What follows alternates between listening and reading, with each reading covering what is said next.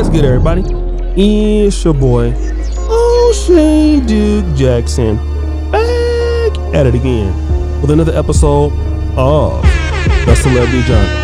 SPK! It don't matter if you're black or white. Kick the beat. Now, guys, I got this article from one of my YouTube buddies who shall remain nameless, and many of you black men sent this to me on email. It is written by an academic who's an attorney. He teaches at Stanford School of Law. Ralph Richard Banks. Obsidian Media Network put me onto this guy a few years ago. And the article is called Why More Black Women Should Consider Marrying White Men. Now, the base of this article has to deal with two black women, if you want to call Kamala Harris that, and Ketanji Brown Jackson. Both of them are married to white men. And the reason why both of them are law graduates, their white husbands are highly educated. Also, Judge Brown Jackson's husband is actually a surgeon. And what he is attesting in this situation is that it's really scarce for well-educated black women to find black male partners. And he cites the Brookings Institute data that black men are less likely than black women to have completed high school, and 50% less likely to have attained a 4-year degree. And black women are the least likely of any minority group to marry outside of their race. And the reason why he says that this is the case is because, you know, black women have some undying loyalty to black men. All right. Now, Ralph Richard Banks is married to a black woman himself, but he said that a lot of African-American women are in mismatched relationships, which attribute to the higher divorce rate. Okay. And he does have a controversial book called Is Marriage for White People? And he has some of the similar sentiments there. But I mean, I understand what he's trying to say in the argument, but he fails to figure out two things. Number one, while black men and black women marry each other more often, it's not necessarily about race loyal. People typically marry who they can get. Okay. I do not believe that black women are, I do believe that you have some that are going to want to stay with black men, but there are many black women, especially, and he even cites this, in the new generation, that are open to interracial marriage. Here's what Ralph Richard Banks is not talking about: that the competition for those higher educated white men is fierce. See, why more black women should be able to marry white men? They would be able to do it under certain circumstances. But in America, you're competing with a lot of people. Any man of any race who is performing at a high level will have a lot of opportunities. White men who are already the number one choice of many women around the world. I mean, you even come here to Africa and you see that. In the United States, you see that. And you can be a highly educated black woman, but you're also competing against what may be the white man's preference, okay? And they said that black women are the least likely to get married outside of their race. I don't think it's because that's race loyalty. That may be because they just can't compete all the time, depending on who they are. And that could be because you don't have access. There are many black women who are highly educated and they are not actively positioning themselves to be around high caliber men. That could be in the white community. It could be in the black community. You have a lot of sisters that I know that was in dental school, and this is anecdotally, so I'm just saying that. They're dating thugs, they're dating drug dealers. Anybody who goes to HBCU understand a lot of women who are in college are dating thugs, drug dealers. If they look good, what's stopping them from dating white men? If they're in the right positioning, just like, you know, you see some of these sisters here, Kamala Harris and Ketanji Brown Jackson, she was at Harvard, okay? Kamala Harris has always been around high-powered men. Stop the show. I'm looking at you, Mary Willie Brown. Booty clapping sounds. We all heard about that. But they position themselves to be around these guys.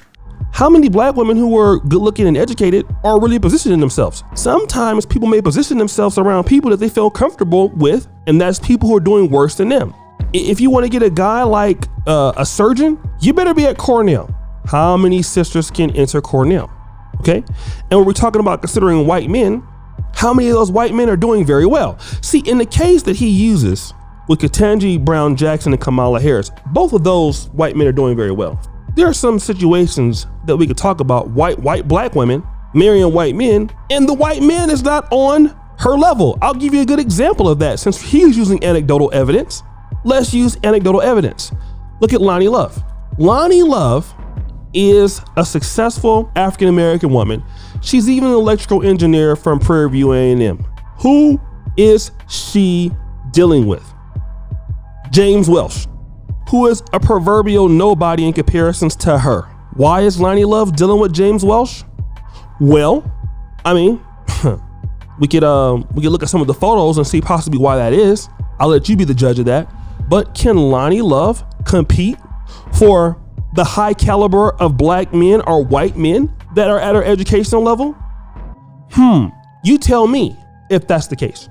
It also depends on, number one, what you look like. Number two, if you're being constantly turned down by guys in your industry.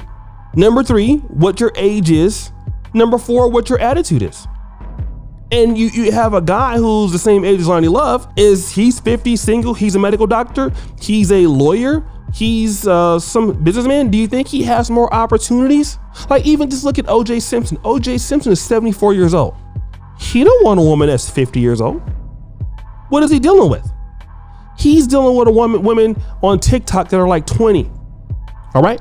You look at some of these guys who are in these relationships who now been married for a long time, who are just now getting married. Look at Robin Thicke. Robin Thicke's a white man, right? Who's Robin Thicke dealing with? Okay, he's got engaged to a girl 15 years younger than him. Okay, 15 years younger than him. So what you're telling is, okay, well, you should consider white men, since, black men ain't gonna act right. But you're not looking at the fact that those white men that are actually really competitive, and there's a lot more competition for them. Okay, it's the difference between owning, let's say one of the only restaurants in Pine Bluff, Arkansas, and then moving your restaurant into Atlanta, Georgia. Yes, a bigger market, but there are a lot of restaurants who are possibly better and more skilled than you and have a bigger market than you. It's a big difference, So a lot of sisters, if they're having struggling with interracial dating, they're also competing with white women. They're competing with Latina women. They're competing with Asian women. That has nothing to do with black men. Black men, listen, if black women are having troubles interracially dating, has nothing to do with black men. Please, let's not use the race loyalty crap. Black women on their own are having a hard issue. Even on their studies talked about this, that on Tinder, on social media dating apps, outside of black men, black women are the first to respond, and most guys, they're the last to be chosen on those apps. See, that's what Ralph Richard Banks is talking about. Why is that the case? Is it that Caucasian men like a certain type of black woman? Is it because some black women have kids? Is it because there's an age difference? What are those other reasons why black women outside of black men are the last choice on average? Not all of them are, but on average. Is it active positioning? Maybe some black women don't feel comfortable being around them, but it's not because they're being race loyal. Because we see it here on YouTube. Every time there's a black woman and a white man, like what's that Tyler Perry show you had, with Olivia Pope? It sells out. I don't know if it was the Olivia Pope thing, right? She's the side chick to a white president. They love that.